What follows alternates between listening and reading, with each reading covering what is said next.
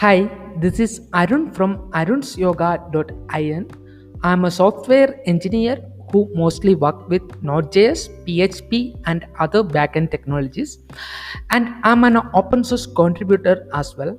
I'm a tantric by birth in a family which is passing tantric wisdom from generations to generations from past 2000 years of legacy and got lucky to travel across India and got chances to study under various gurus from different backgrounds and disciplines. You could connect with me in arunsyoga.in. Here I'm helping you to design a divine lifestyle which is based on Vedic astrology, tantra and other yogic system of understanding. Hello.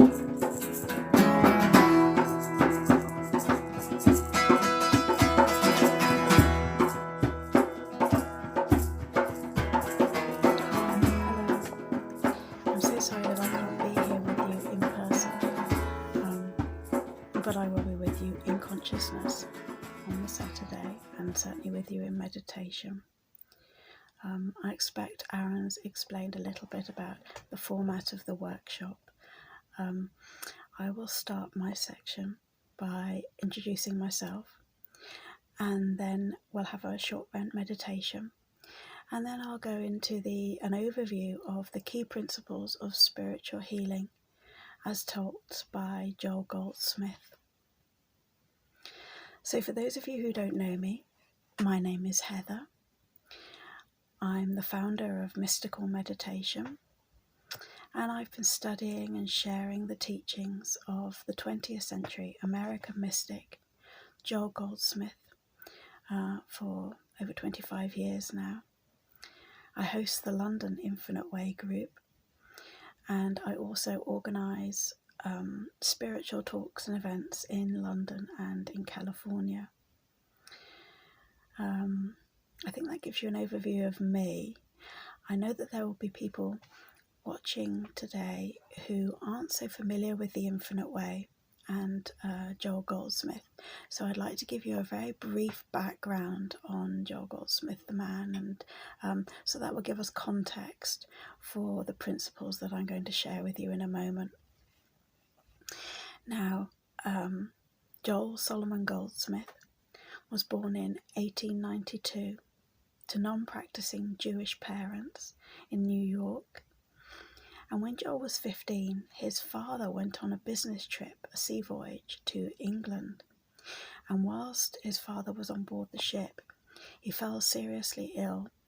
But fortunately, there was a Christian Science practitioner on board the ship who healed his father. And when Joel learnt about this, it completely ignited his interest in Christian Science. And as he grew into adulthood, he actually became a Christian Science practitioner with the Mother Church in Boston. Joel studied Mary Baker Eddy's teachings deeply, and eventually he branched off to set up his own independent practice in Hollywood in California. And he had a very successful healing practice. He authored his first book, which was called The Infinite Way, in 1945. And he spent the latter part of his life sharing the wisdom that he'd realised through talks and touring around the world. Joel passed away in 1964 in London, and his ashes were returned home to his home in Hawaii. So that gives you a very brief overview of Joel Goldsmith. Now I'd like us to have a meditation, and then we'll go deeper into the spiritual healing principles that Joel spent years realizing. And it was an unfoldment really that continued right up until his transition. Okay, let's meditate together then. For those of you who are new to meditation, I invite you just to be still with me for a moment. You're welcome to close your eyes if you'd like to, but you don't have to. when I meditate, I like to listen inwardly to the silence within me, or feel the life force radiating out through me. Okay, let's be still for a moment together then. Thank you.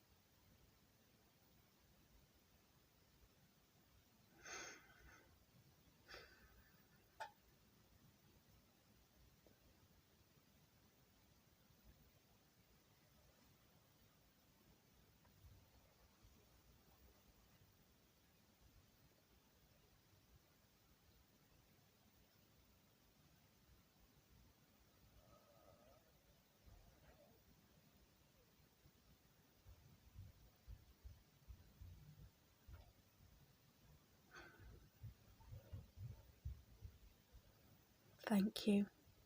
If you closed your eyes, I invite you to open them now.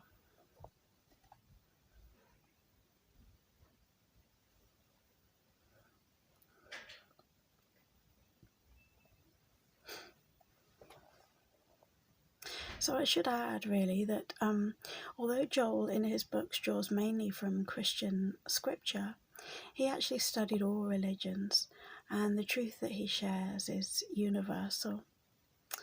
So to look at the key principles of spiritual healing that Joel shared in his talks and writings, we'll look today at an overview of the penultimate chapter in his book, The Infinite Way. The chapter's called The New Horizon, and also draw on the wisdom that he shared in his 1955 Kailua classes, and they were held in Hawaii. They were a series of closed classes. There was about 30 talks, I think, and in that he went into detail into the wisdom that he'd realized over the years. I highly recommend that you listen to the classes if you're not familiar with them. They're available on YouTube, and they're also available on Joel Goldsmith streaming.com. Now, in the Kailua series, Joel started and ended the talks explaining the principle of oneness, which to me demonstrates how crucial that was in the whole of his teachings. He taught that there is one consciousness, one presence, one power, one intelligence, and that consciousness, that power, is your own consciousness, your own presence. There's only one, and you are that one. Every moment that you experience is your very own consciousness, appearing as the entire world that you perceive through the five senses. Now, the other side of Joel's teachings is described in detail in this chapter, The New Horizon in the Infinite Way. And in that chapter, Joel describes that everything that we experience through the five senses, and indeed the five senses themselves, are what he describes to be a mesmeric illusion. Some people have described it as a mirage, a dreamlike state of consciousness, hypnotism, Maya, all these words to denote the non-reality in the absolute sense of what we perceive through the five senses. The only true reality is the pure consciousness that we are. Now, I'm going to go into that in a little bit more depth in a moment, because that's a lot to take on board. But before I do, I'd like to just describe to you how this chapter, The New Horizon, came about, because it was really quite special, and it forms such a crucial part of Joel's teachings. Joel tells us that the chapter actually came to him in a dream. He said that when he was asleep, he saw in his sleep a large scroll appear in front of him, and the scroll slowly unfurled itself.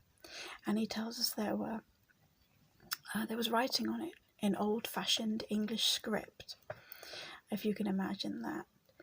And Joel saw the words written on there, and he managed to wake himself up, and he got to his desk and wrote everything down that was written on the script.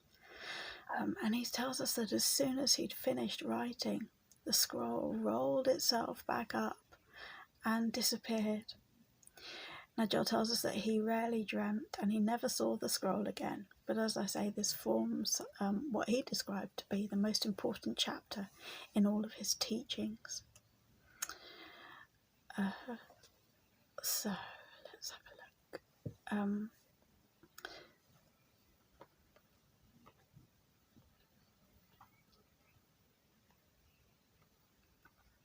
Now, the chapter goes into detail. It's a short chapter. The whole the Infinite Way book is very short. It's not a long book, so the chapter in itself is quite short and it's concise, but it describes so clearly the key principles of spiritual healing. And as I said, Joel describes everything that we experience through the five senses, this whole human experience, as a mesmeric illusion. So he says that what we see, hear, etc. through the senses are mental images in thought. It's just consciousness flowing out and appearing to us as sounds, colours and sensations. But obviously in reality, all that there is ever here is just one living, loving awareness, and that's our own awareness. But because we perceive that awareness through the five senses, we deem things to be separate and apart from ourselves. So, for example, we believe that there's a me and my body, a me and a table, a me and a chair, a me and another person. But there's never anything separate from and apart from our own consciousness. There's no God and, as Joel describes it, there's just one, our own consciousness. So because we perceive things to be separate and apart from ourselves, this creates the illusion of fear and desiring things that we deem to be separate from ourselves. And also believing that some things are good and some things are bad. And because we do that, what we're aware of through the senses appears to respond to our reaction to it. And this is where we delude ourselves. We literally hypnotize ourselves with our own thoughts, which perpetuates our human experience. So really what Joel is telling us, that when we no longer perpetuate these thoughts, these beliefs in separation, when we're no longer fearing and desiring what we're seeing in the human picture, this dissolves our human problems. When we're not paying attention to them, when we're not perpetuating them through our thoughts, then they no longer exist. They cease to exist for us. So because we are the one awareness, Joel tells us that our job is to simply rest back and relax in the awareness that we are, and be transparencies of the mind that, I was going to say exist in, but we don't exist in it, we are in it. Just be transparencies of mind and let that flow out through us. And that's what creates harmony in our experience. I think an important distinction on the spiritual path when we're learning to put this into practice is we maybe start off by realizing that there's not me and my body. I am my body. And then we go deeper into that. We realize that there's not me and my awareness. I am awareness. And when there's no longer that distinction, no longer that separation, we're just being awareness and resting as that.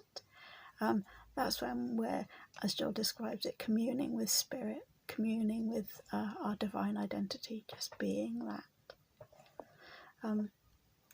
Now, I know that's an awful lot to take on board, especially as it really goes against the grain of the way that we've been conditioned to believe that life functions. But one way that we can begin to appreciate this is, for example, if we become aware of our own consciousness through looking at our reflection in a mirror, for example. When you're looking at your reflection in the mirror, try to become aware of that invisible part of yourself that's looking. And then that helps to bring into realization that you are so much more than the reflection that you're seeing in front of you. You're not contained within the human body. That image is contained within you. It's within your awareness. Another way to do this, people find it easier to become aware of that expanded part of yourself is when you're in an open space or in nature. It becomes easier to just rest back in that awareness. And the more that you respond to that, the more that you dwell in that, rather, and learn to discipline yourself not to react to things that you're experiencing in your everyday life, the more harmonious your life experience will become. Also, there's the awareness that resting back in consciousness and being aware of that I that never changes, the I that was there when I was 6, when I was 16, 36, 46, 56. It never changes. It's exactly the same. So even though as we transition through each day and experience changes, that I, that invisible part of myself, never changes, and it will never cease to exist, even when this body ceases to function. So in short, because I really don't have a lot of time to share in more depth Joel's teachings with you today, what I'd most like you to get out of what I've shared with you is that when we rest back and realize in the realization of our own consciousness and lift our gaze above what the 5 senses are telling us. I like the expression the fibbing 5 because it exemplifies the fact that what we experience through the senses isn't the way that life really is. There's nothing solid, static or changing. Consciousness just is. And when we do that, rest back in our own awareness, the invisible part of ourselves, that's when the healing vibration, radiation, frequency can outpicture as our human experience. Okay, that was so brief, but it was a pleasure to share that with you. Let's end again briefly then with a very short meditation. Again, if you'd like to close your eyes, you're welcome to, but you don't have to. And let's feel that loving life force flowing and radiating out through us.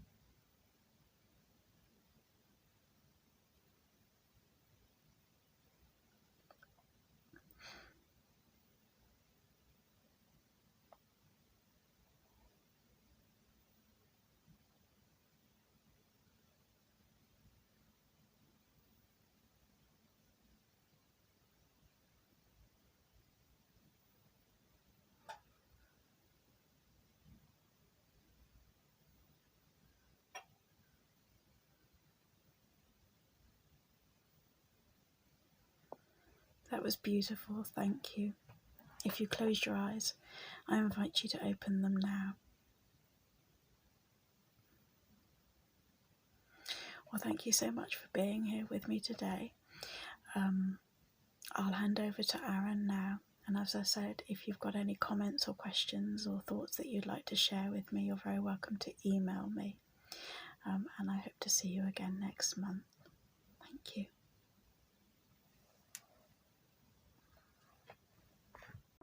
We have a system in India that is known as the system of yoga, the yogic technologies. What I have heard from my teachers is that the self, whatever Joe was speaking about, or the other was just shared, the self, we can actually experience that it through some certain yogic process, pranayama, and things like that.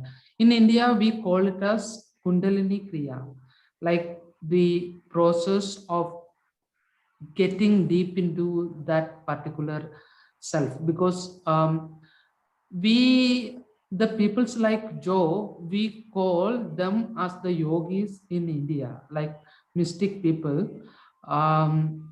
They do a particular awakening in order to get into their center, and from there they possess a kind of siddhis. They will be able to heal people. They will be able to make the death walking, things like that. As we have we can see that in Bible, like Jesus was able to make people to alive, and Jesus was able to give blind the vision and things like that. So from there, the siddhis, when they get that kind of siddhis or the healing power, we call them as siddhas. And from there also, they will start to evolve to become like a complete soul. That is the true self itself. So for that, I have learned a small technique from my teachers. I'm just sharing it here. So we are going to go through that particular meditation technique now.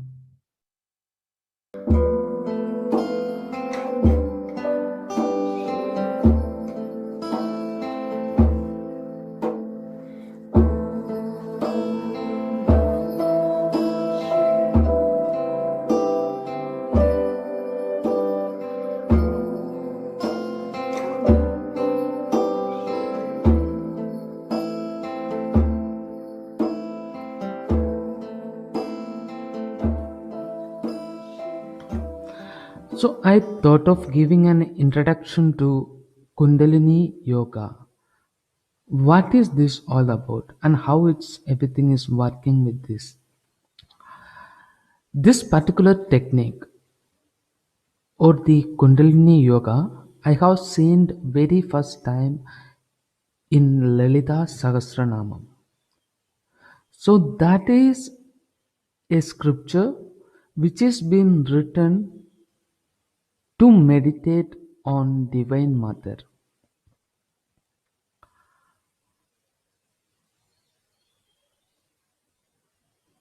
When yogis started to work on Muladhara, and that particular energy that started to arise on their vertebrae, they understood it is feminine because it is a creative force.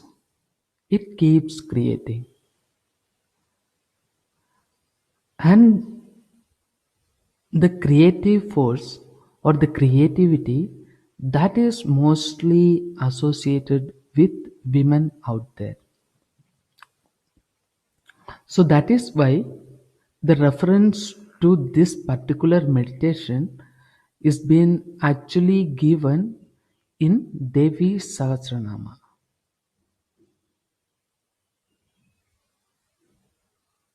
And also This is seen as a serpent, or people say it as a Kundalini, shapes like a serpent, a coiled serpent. And when you start to evoke this particular energy, this coiled serpent will revolve around your vertebrae and go to your sahasrara.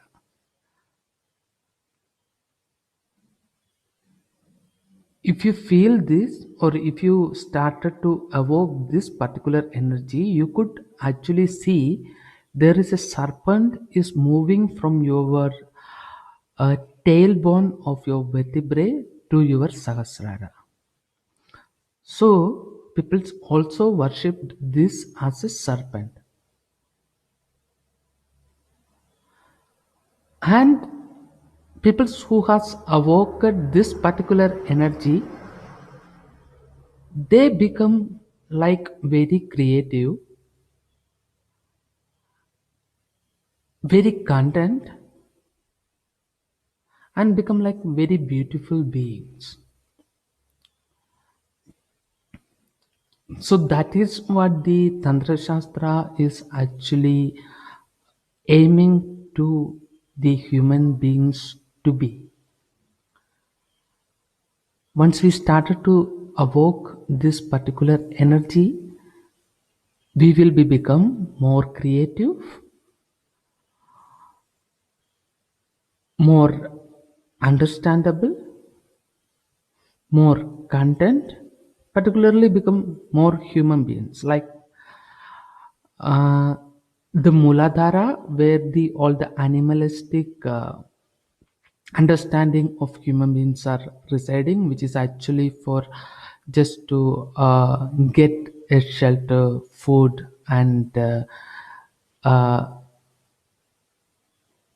reproduce. But when we start to evoke from Muladhara, we will be started to see there is more things that existing to make human beings more human. So this entire meditation is given to evoke you from human nature, animalistic nature, to human nature, or the divine nature. And the use of this, once you started to practice this will start to reflect everyday action which you do, and you could see the outcome that is producing from your life. You could start to feel this within 41 days when you after you start this. And the danger of this particular meditation is that they are saying, I have heard that they are saying there is chakras and it has particular shape. In reality, there are no chakras, and that particular shape is given to evoke your imaginative level, so that the higher understanding could be easily transmitted to lower beings. So the danger is this: people will get caught up in imagination, which will actually prevent them from getting the real experience.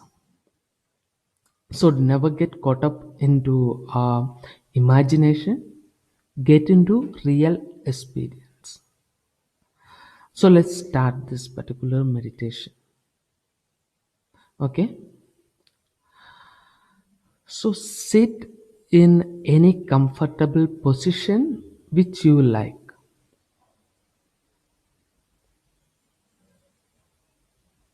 Don't do anything to get into a comfortable position, just sit in. whatever the position which is comfortable for you. Don't try to experiment whether this comfortable position is for me, or do I need to get into this comfortable position to make more comfortable. No, just sit in any comfortable position without doing uh, much to your mind, soul, or body, or anything. Just sit in whatever the position comfortable for you. Sit comfortably, eyes closed, palms are facing up. Wherever your palms are, don't give any effort to make it into comfortable. Just the palms are facing up. Imagine your vertebrae column and your tailbone, and it start buzzing, buzzing, buzzing, buzzing, buzzing. Never give any effort. All your energy and focus is on your tailbones. It's just buzzing, buzzing, buzzing. Keep your eyes closed, palms are facing up, and the tailbones is buzzing, buzzing, buzzing. Now try to see what is that happening inside of you.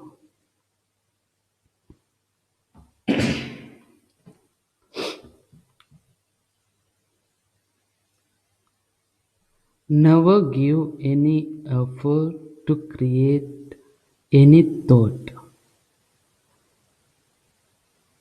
Don't even give the thought of seeing what is happening inside to create another thought. Never ever give any effort. Just witness, just observe. And the tailbones is buzzing, buzzing, buzzing. Keep your eyes closed. Just sit on your comfortable position. Palms are facing up. Just it is buzzing, buzzing, buzzing, buzzing, buzzing.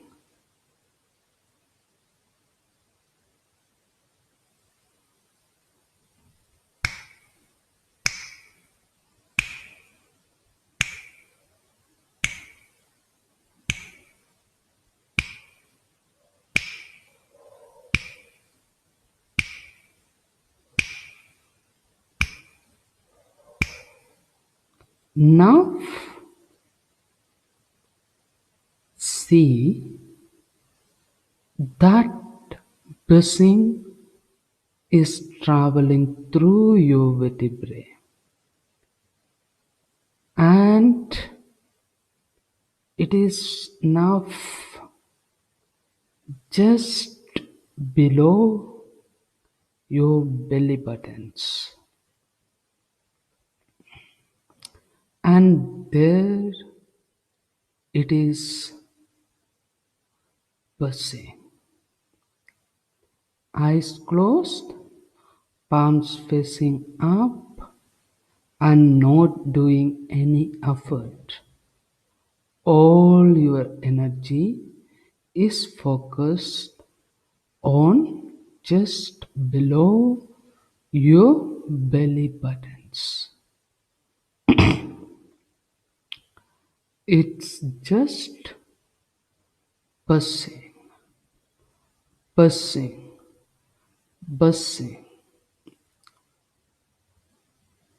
Just witness what is happening inside of you. Never give any effort to create any kind of thoughts. Just below your belly buttons, you are sitting in your comfortable position, eyes closed, palms are facing up, and it is buzzing, buzzing, buzzing, buzzing.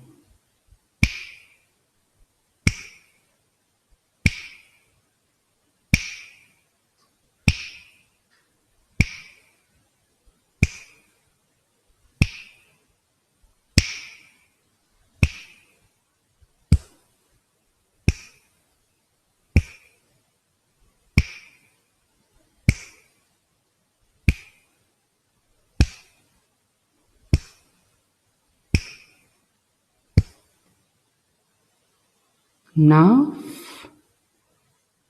that buzzing is moving up. It's on your stomach now, 1 or 2 inch higher. It's in your stomach now. You are sitting comfortably, palms are facing up, eyes closed, not doing any effort to do anything, not even giving the importance to the thought which it should not create any effort. It's on your belly now and buzzing, buzzing, buzzing, buzzing.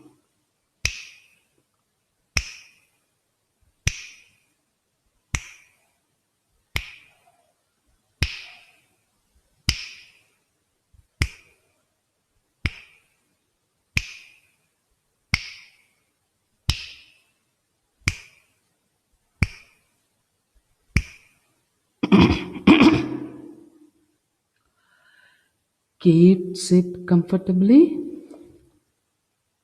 Now the buzzing is moving up and it is near to your heart,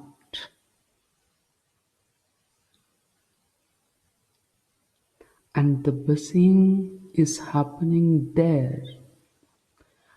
You are just sitting comfortably, eyes closed, palms are facing up, and just below your heart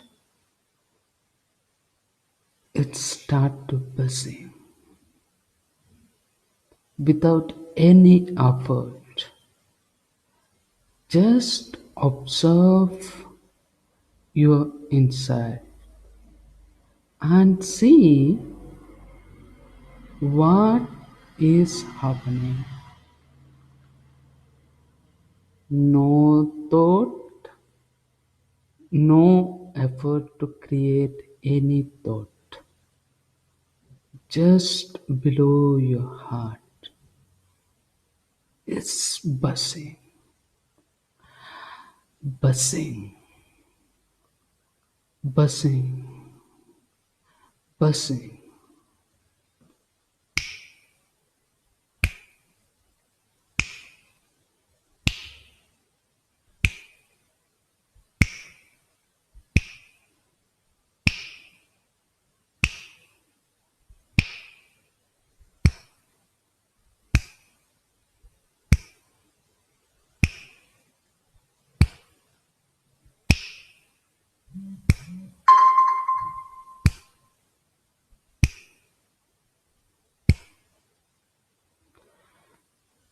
just below your heart, and that sound is going up,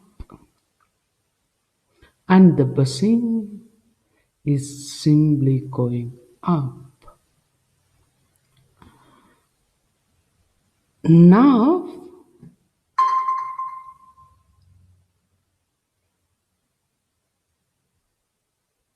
now it is on your throat. The buzzing has been moved from the heart to the throat, and you are still sitting, eyes closed, palms facing up, and on your throat it's buzzing, buzzing, buzzing, buzzing. You start to see on your inside and witnessing what is that happening, not even giving any effort to create any kind of thought, not even giving an importance to the thought that it should not create any thought. And on the throat, it's just buzzing, buzzing, buzzing, buzzing.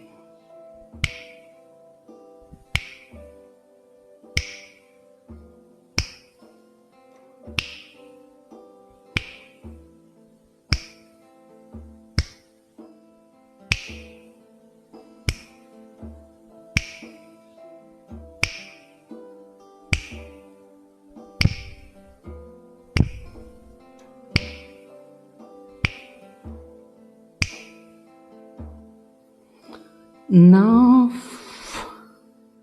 from the throat, it is going to your third eye, or the middle of your two eyes, on your forehead.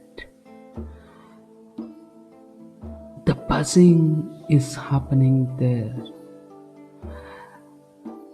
Never give any effort to create any thought, not even the thought process of should not create any thought, also not even giving you any problem.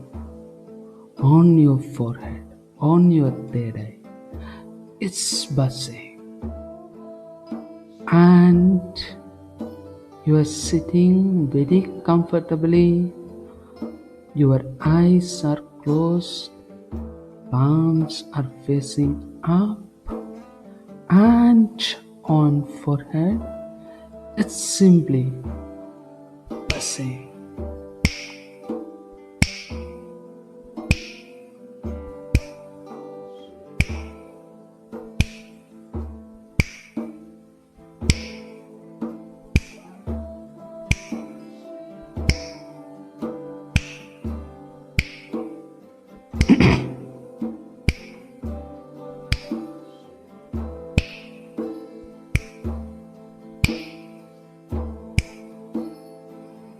Now, the buzzing is going out of your body. It's directing upward, and there is the position of 1,000-petal lotus, and that particular lotus is unfolding. One petal, another petal, and another petal. It keeps unfolding. The 1,000-petal lotus. Your prana has reached there. All the while, You are just sitting comfortably. Your palms are facing up.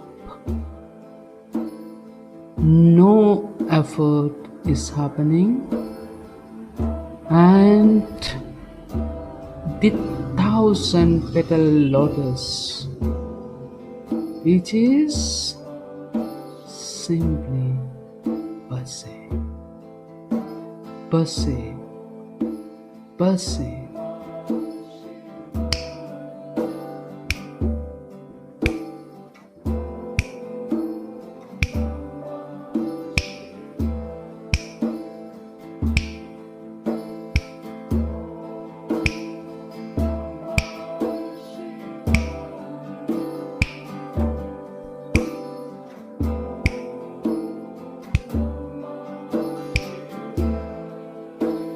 Stay there, and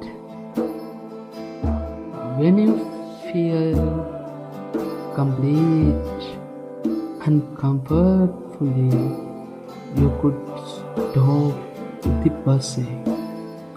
Slowly you can stop the buzzing. When you feel okay and comfortably, rub your hands together.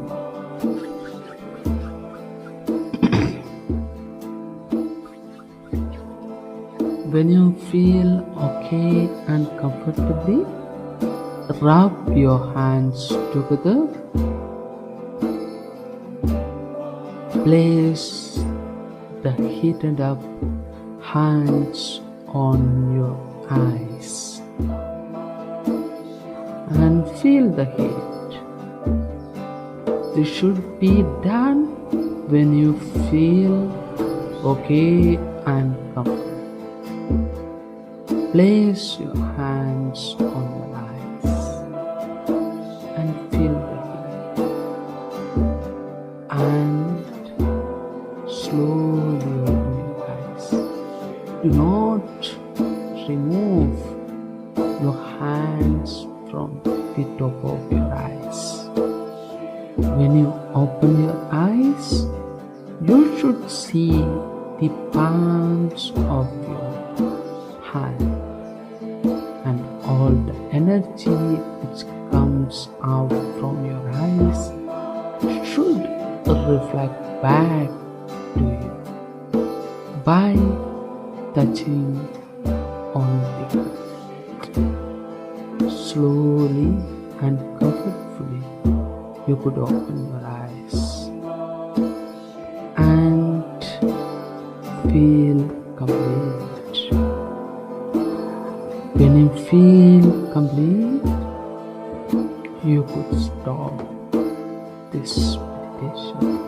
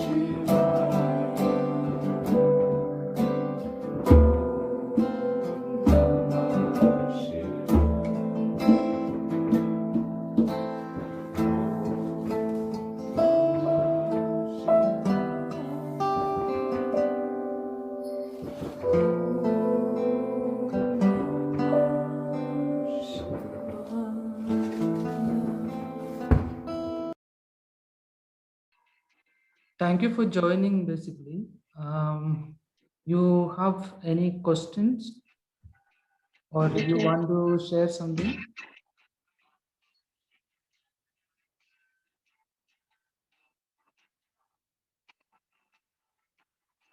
You want to share something? Um,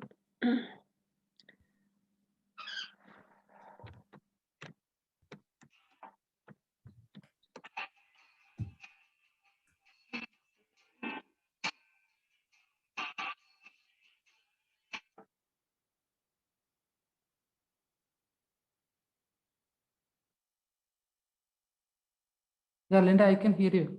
yes, hi there. Yeah, just to say thanks very much to everyone. I enjoyed the session today Thank you. and wasn't very familiar with the Kundalini. I'd done it many years ago, but it was quite nice to go through that today as well. Mhm. I'm a student of Joe Goldsmith and Herb Fitch and do my best to meditate and practice that sort of thing daily. Mhm.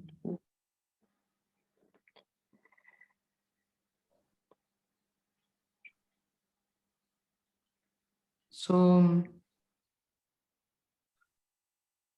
how the understanding of the yogic system is like we can actually evoke this power inside on us. Then what happens? This primary stage, there is different levels of enlightenment is there. So the primary stages we can actually expose the siddhis. In India, we call it as siddhis. We can actually heal people, like physically we can heal them, like people can give them the ability to see. The whoever is blind, they can see. The deaf people can walk, like Jesus has done many things in his lifetime. So from there also we can evolve, like Joe and all, they actually came into that mystical experience. So Kundalini is the direct path where we can actually. So Joe, for my own understanding, is like Joe. According to Joe, that he came into, like I came from another society, another conditioning, basically. So I may identify this experience as Shiva or Vishnu or whatever. But Joe has experienced it as Christ itself. Um, so whatever the meditation technique, like Kundalini meditation technique, has helped me a lot to get into mystical experience, and that which is something which is beyond our senses. So I composed that thing. It's nice. I am so Yes, glad that I'm so glad that you have enjoyed it. thanks very much. It was really good, Didn't expect to have uh, all that. Sorry, my bird is making a noise at the back there, but Hmm. yeah, it was really good, and I probably would like to share again next time you're on. Yeah, we can have this every once in a month or something like that. We can Yeah, join, come together, or twice in a month or something. I can inform to Peter, and also this is my website, arunshyoka.in.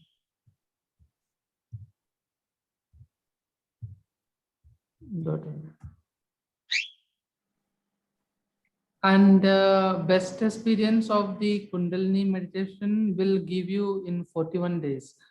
Like you have to do it continuously for 41 days. So it will start to make changes on you. would I do that every day or not? What is Would that? I do that? Would I do that every day?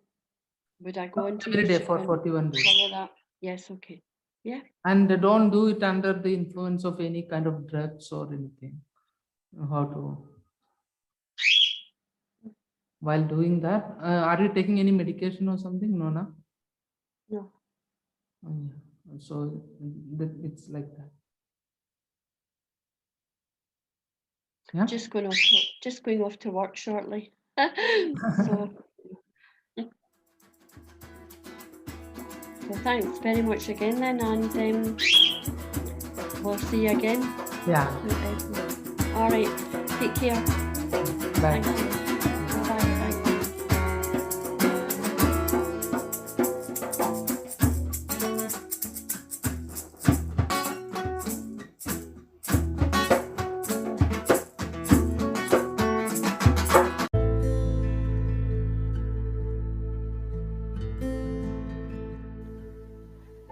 Thank you for listening to my podcast. You could connect with me in arunsyoga.in, where you could see my contact details, including my phone number, my WhatsApp, and email ID. Stay tuned for more exciting episodes.